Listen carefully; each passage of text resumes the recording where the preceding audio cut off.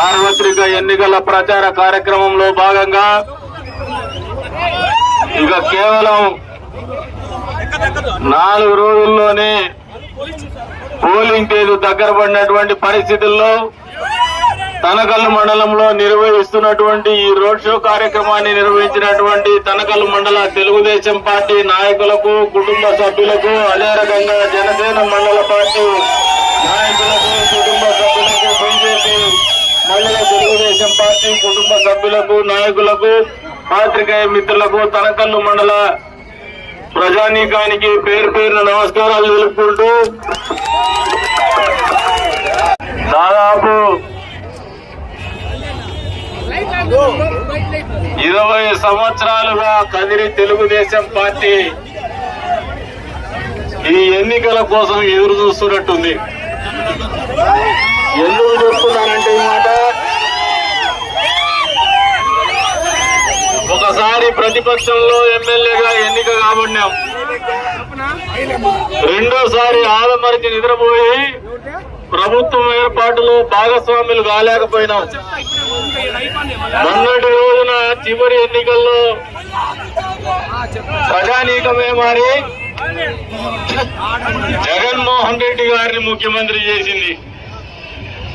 ఒక్క ఛాన్స్ అంటే ఇంకా ఏదో చేస్తాడు మా మామయ్య, జగన్ మామయ్య అనుకొని చెప్పేసి పిల్లలు కూడా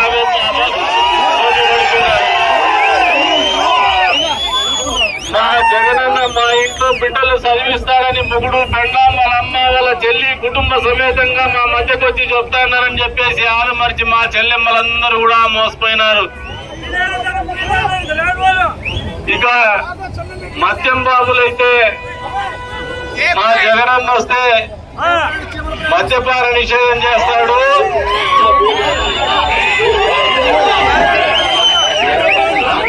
మద్యపాన నిషేధం చేస్తాడు, మా ఇంట్లో ఆడోళ్లతో మాకు పేచీ లేకుండా చేస్తాడనే ఆలోచనతో వాళ్ళు కూడా ఓటేసేసినారు పాపం. తీరా చూస్తే 5 సంవత్సరాల పరిపాలన, ఎన్నికల సమయం దగ్గరకు వచ్చిన తర్వాత నోటిఫికేషన్ వచ్చి నామినేషన్ వేసి ప్రజాక్షేత్రంలోకి ప్రచార కార్యక్రమానికి పోతే ఎక్కడ చూసినా జనప్రవాహం, జనప్రవాహం, జనప్రవాహం. ఎందుకు వస్తున్నారు ఈ రకంగా జనాలు రోడ్ల మీదకి? నేను కూడా 20 సంవత్సరాలుగా 4 ఎన్నికల్లో పోటీ చేసినాను. ప్రజల మధ్యనే బతుకుతున్నాను, ప్రజల కోసమే బతుకుతున్నాము, ప్రజలను నిరంతరం గమనిస్తూనే ఉన్నాం.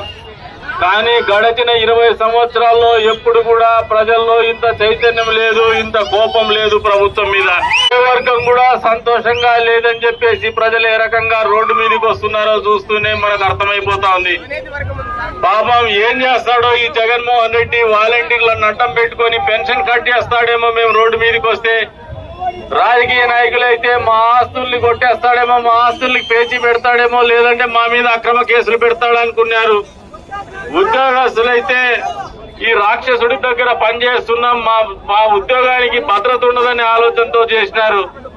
ఒక్కసారిగా భారత రాజ్యాంగం రచించినటువంటి భారతీయులు ఆలోచన చేసినటువంటి ప్రజాస్వామ్య వ్యవస్థలో భాగంగా ఎన్నికలు వచ్చేసరికి ప్రజల్లో ఉన్నటువంటి అసహనం, ప్రజల్లో ఉన్నటువంటి కోపం, ప్రజల్లో ఉన్నటువంటి బాధ, ఈ ప్రభుత్వం మీద వ్యతిరేకత అన్నీ కలిసి రోడ్డు ఎక్కినాయి.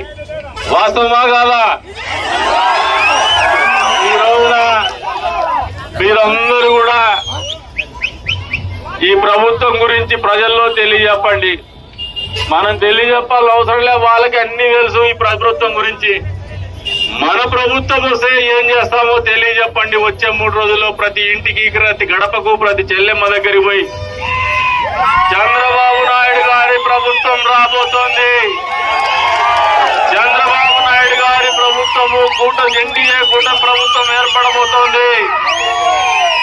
ఈ ప్రభుత్వం వచ్చిన మొదటి రోజే మొదటి సంతకం నిరుద్యోగ యువతను దృష్టిలో పెట్టుకొని మెగా డిఎస్సీ మీద సంతకం చేయబోతున్నారు.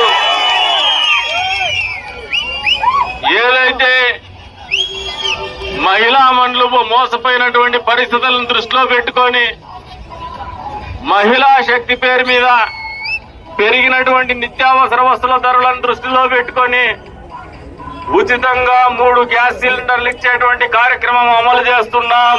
మా చెల్లెమ్మలకు మా ఇళ్లలో ఆడవాళ్ళకు చెప్పమని చెప్పేసి మీ అందరూ కూడా తెలియజెప్తా ఉన్నాను.